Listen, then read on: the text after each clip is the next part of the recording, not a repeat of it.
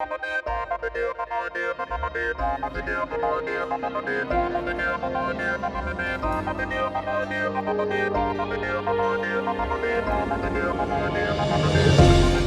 back to Volvo Ocean Race Control. It's day 3 of leg 6, and still the 6-car race east and north continues as the fleet head offshore in solid breeze. They're still within eyesight of each other. This was Justin Slattery this morning on board Abu Dhabi.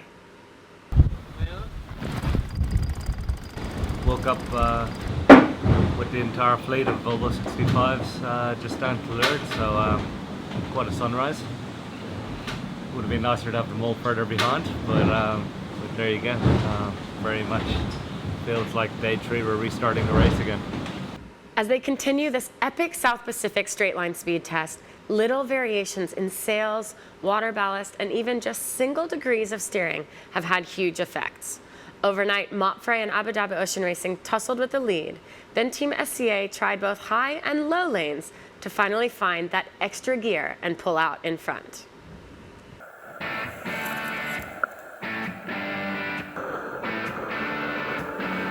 Today is another awesome day in the office, I would say. There's no better place to be than here on this pink boat here out in the ocean.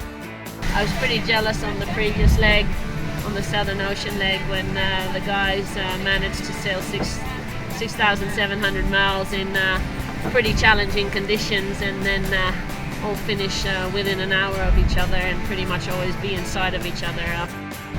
I think that was a little bit our objective for this next leg, it being a really performance orientated and mode sailing leg. By this afternoon when we called the boats, it was Abu Dhabi Ocean Racing now in the lead, so we called trimmer Phil Harmer on board. Drag Racing East, you guys blew up your outrigger last night. How much did that hurt you, do you think? Not a huge amount, to be honest. The guys were, it was pretty loud banging, but the guys were straight onto it and we had a new one out within 10 minutes, so we probably lost maybe 10 degrees of bearing to the guys to leeward, but yeah, not too much. 10 degrees of bearing, and you think a mile, not even, just a percentage of a mile? Yeah. Okay.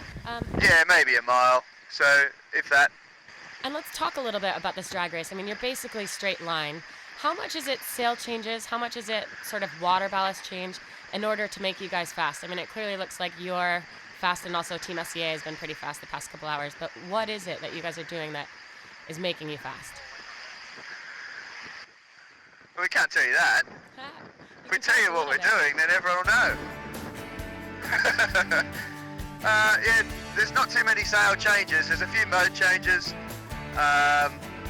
Obviously, just making sure that we are playing with the water ballast when we need to, and quite very active on the main. So, yeah, the guys are working hard always on the trim and the grinding and keeping the guy driving honest. So we're not really, we don't really do anything too special. We just always doing something. So, the girls, I don't know what the girls have got in their food at the moment, but holy dooly, they're on fire.